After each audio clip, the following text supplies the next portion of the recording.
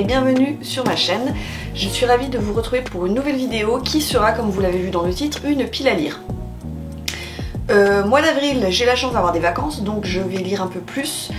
Je mets cette... Ah, ça commence bien, excusez-moi. Je mets cette pile à lire, au cas où vous aimeriez faire une lecture commune avec moi, ça se passe sur Insta.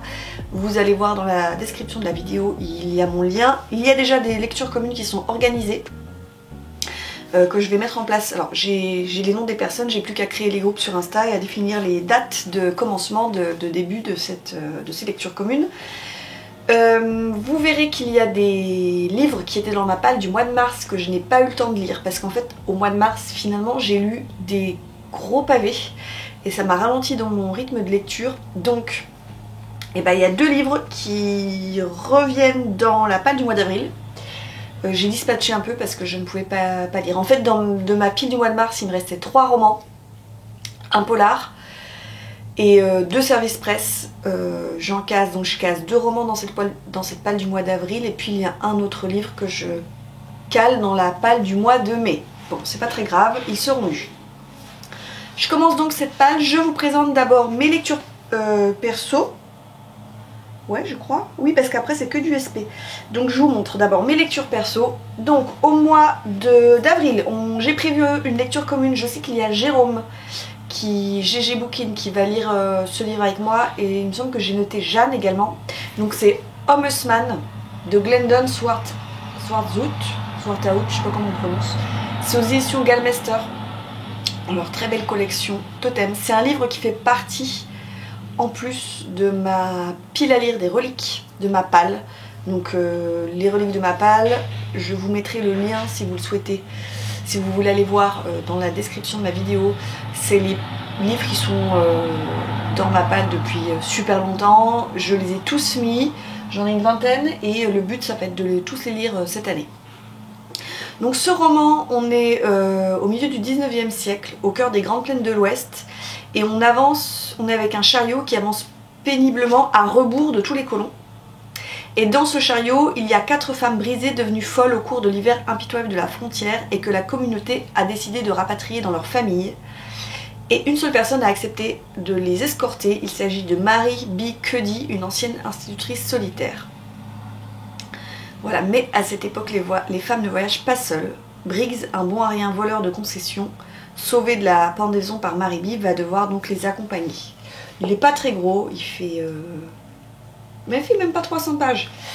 Voilà, une histoire de femme qui se passe aux États-Unis lors de la ruée vers l'or, les grandes plaines de l'Ouest, etc. Ça a l'air vraiment très intéressant. Autre lecture commune, alors là il y a plein de monde, c'est grosse lecture commune, je ne sais plus combien on est, je pense qu'on est 6 ou 7 à vouloir lire ce bouquin. Je ne citerai pas tout le monde, c'est La mer sans étoiles de Erin Morgenstern et c'est aux éditions Pocket. On est plutôt dans du fantastique. Nous sommes avec donc Zachary qui trouve un livre mystérieux dans la bibliothèque de son université. Et en fait il découvre avec stupéfaction qui est décrite noir sur blanc une anecdote de son enfance qu'il n'a jamais racontée à personne. Tout y est, une fausse porte, peinte en trompe-l'œil, et cette porte il n'avait pas osé l'ouvrir alors. Une seconde chance lui est donnée d'ouvrir cette porte. Et en fait un monde merveilleux fait de tunnels tortueux, de cités perdues va s'ouvrir à lui. Il est énorme. Il fait 750 pages. Voilà. Donc si vous voulez vous joindre à nous, il faut juste que je définisse le début de la lecture commune et on se lit ça, on est quand même pas mal à vouloir découvrir ce livre qui traîne dans ma palle depuis très longtemps. Ensuite, alors ça c'est le roman que je devais lire au mois d'avril, que je n'ai pas eu le temps de lire, donc vous avez compris. Il atterrit au mois de... J'ai dit quoi? J'ai dit au mois d'avril. Au mois de mars, il atterrit donc dans ma palle du mois d'avril. Et c'était ma liste des romans. En 2024, j'avais fait une liste de 12 thrillers pour 2024. Et donc j'arrive au bout de cette liste parce que cette liste, je l'avais pas fait au mois de janvier, je l'avais faite au mois de juin. Donc, La fiancée gitane de Carmen Mola chez Babel. Donc c'est la collection poche de chez Actes Sud.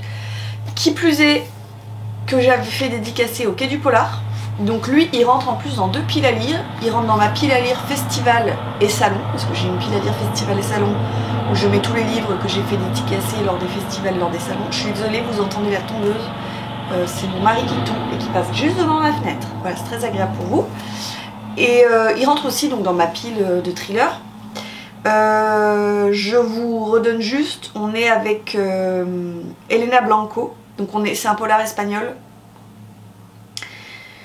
qui va enquêter sur le meurtre d'une jeune gitane disparue après son enterrement de vie de jeune fille. Voilà. Donc, et là aussi, je crois que j'ai 2 copines qui veulent le lire avec moi. Il est pas très gros en fait. On a un truc qui est gros, mais il fait 450 pages. Donc voilà. Puis en plus, c'est du polar espagnol. Vous connaissez mon amour pour le thriller, le polar espagnol. Et la 4e lecture perso que je veux absolument lire ce mois d'avril, c'est une nouveauté qui est arrivée dans ma palle. C'est Le Passeur de Prospera de Justin Cronin. Aux éditions Robert Laffont. C'est un bouquin que j'ai trouvé neuf sur Vinted, que j'ai payé 10 balles. Il est quand même à 24,50 € à la base, hein. Ça fait quand même cher, je trouve que ça fait cher le grand format. Bref, je l'ai payé super vendeuse sur Vinted. Il y a encore le prix, l'étiquette. Donc je vous l'ai présenté dans mon dernier book haul, en vous disant que je voulais absolument découvrir Justin Cronin. Notamment c'est lui qui a écrit la trilogie avec Le Passage, mais que cette trilogie me fait peur parce que les bouquins font tous presque 1000 pages et vous m'avez tous dit non mais vas-y tu vas voir, ça se lit super bien, c'est hyper addictif. Donc je suivrai vos conseils, je me lancerai dans cette saga, mais je pense cet été, pas maintenant. Et donc dans Le Passeur de Prospera, nous sommes, donc c'est de la SF, on est avec Proctor qui mène une existence paisible sur l'île de Prospera. Il travaille comme passeur. Donc en fait, en gros, les retraités, quand ils arrivent au bout de leur vie, entre guillemets, ils sont régénérés, leurs souvenirs sont effacés, il doit escorter son père et son père s'enfuit. Et donc j'imagine que Proctor va découvrir une certaine vérité, il paraît que c'est excellent. Et ce roman, je crois que c'est le seul roman qui va faire partie du challenge de Céline Lecture sur Instagram. Je vous incite à aller voir son Insta puisqu'elle organise au mois d'avril, autour de la SF. Bon, moi malheureusement je le fais pas cette année parce que j'ai des impératifs de lecture, vous voyez, très chargés, et notamment des services presse qu'il faut absolument quand même, c'est ma priorité. Donc celui-ci rentre dans le challenge avril autour de la SF. C'est pas grave, j'en aurais lu au moins. Ensuite on attaque donc les services presse en question, donc ceux que j'ai reçus, que vous avez déjà aperçus dans mon dernier book haul. Donc je vais lire Passer sans silence de Adrien Mangold, c'est aux éditions de l'Homme sans nom, qui est un récit plutôt fantastique. On est avec Doug Gebert qui a passé sa vie à écrire, et en fait il est atteint d'une maladie, je pense que c'est la maladie d'Alzheimer, c'est pas vraiment dit. Et en fait sa mémoire lui joue des tours, son passé se mêle à ses fictions. Et lorsque la maladie prend le dessus, il se sent le devoir d'avouer un crime commis par un de ses personnages. Donc nous verrons bien ce que ça donne, ça a l'air un peu étrange comme lecture. Mais il sera lu bien sûr au mois d'avril. Celui-ci, donc il était dans ma palle du mois de mars, il revient dans la palle du mois d'avril parce que j'ai pas eu le temps de le lire. C'est mon cher Stephen King. Je l'ai pas lu aussi parce qu'au mois de mars j'ai lu Le Fléau, donc le premier tome de Stephen King, et je vous avoue que c'était donc aussi une grosse pavasse. On était sur du 800 pages et j'avais envie d'alterner un peu, j'avais pas envie de revenir direct dans un Stephen King même si je l'adore. Donc ce sera mon Stephen King du mois d'avril, ce qui me fait penser que le tome 2 du Fléau, je le dirai au mois de mai. C'est une lecture commune, il faut que je pense à l'organiser. C'est des nouvelles, recueil de nouvelles. Alors combien y en a-t-il? Est-ce qu'on sait? Il fait quoi? 600 pages? Ah oui, c'est aussi c'est de la pavasse à la Stephen King, bien sûr. 1, 2, 3, 4, 5, 6, 7, 8, 9, 10. On est sur 12 nouvelles. Voilà. Ensuite,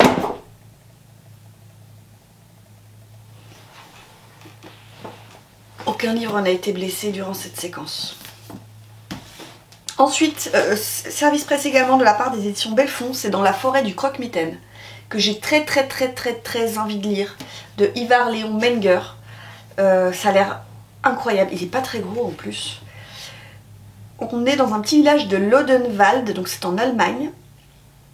Un garçon disparaît lors de la fête foraine en 1986, réveillant les frayeurs passées.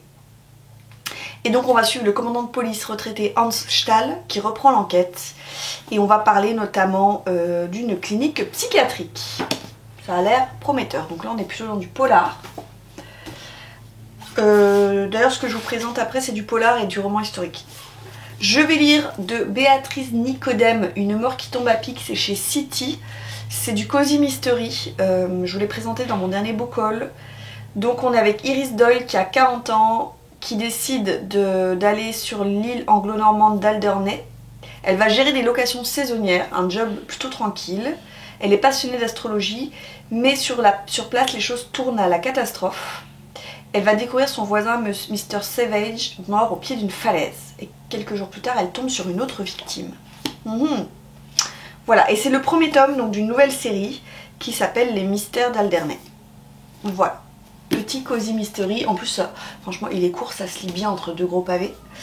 Je dois lire, alors là, je pense que ça va être un de mes premiers romans que je lirai au mois d'avril parce que c'est une masse critique Babelio et vous savez qu'on n'a qu'un mois pour le lire.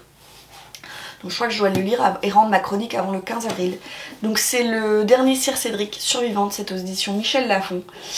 J'adore la couverture, elle est toute douce, vous savez, je sais pas, le revêtement. J'adore ce genre de couverture. Bref, on sait pas grand chose. On sait juste que Farah, Kate, Tania et Cheryl sont des survivantes. Elles sont rescapées de meurtriers sadiques. Et elles n'ont d'autre choix pour se relever que la vengeance. Voilà, j'ai hâte. En plus c'est mon premier... Cédric Cyr, j'ai dit Sir Cédric, c'était son ancien nom de plume, maintenant c'est Cédric Cyr, excusez-moi.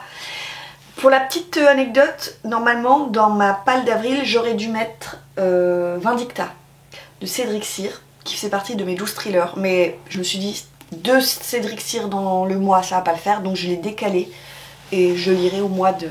je l'ai mis au mois de mai, voilà. Et le dernier roman dont je vous parle, c'est également un service presse que j'ai demandé à Sonatine, parce que j'adore cet auteur. C'est La malédiction des Stenson de Niklas Natt Hordak. C'est un auteur suédois dont j'ai adoré la trilogie 1793, 1794, 1795 qui est sortie en poche chez Pocket si je dis pas de bêtises. Donc là on remonte le temps, on est en 1434 avec le roi Éric qui tient d'une main de fer les royaumes scandinaves. Et par contre, nombreuses sont les familles royales qui ne tolèrent plus son joug et qui vont donc se rebeller. On est dans un gros roman historique. Et j'aime tellement la plume de cet auteur. De toute façon, je vous dis que ce serait un coup de cœur, c'est obligé. Voilà, on nous dit qu'avec La malédiction des Stenson, il s'empare d'un pan de sa propre histoire familiale pour raconter l'ascension et la chute d'une des lignées les plus puissantes de Suède entre complot, jalousie, secret et malédiction. Voilà, ah, trop bien, j'avais pas lu. Il y a les blasons.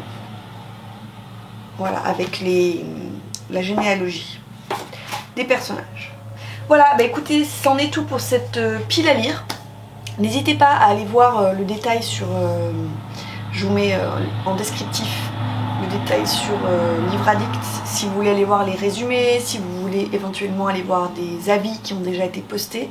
Et n'hésitez pas à me suivre sur Instagram et à vous m'envoyer un petit message si vous voulez faire une lecture commune. On s'organise ça tranquillement. Il n'y a pas de pression pour les lectures communes. On met juste une date de début et après chacun lit à son rythme. On peut débriefer un petit peu au fur et à mesure et puis on fait un débrief à la fin. C'est toujours agréable et puis je trouve que ça challenge et ça motive parfois à sortir des livres qu'on a dans la palle depuis belle lurette, j'adore cette expression désuète, et qu'on aimerait enfin lire. Voilà. Je vous souhaite en tout cas de très belles lectures à venir et je vous dis à bientôt pour une prochaine vidéo. Ciao!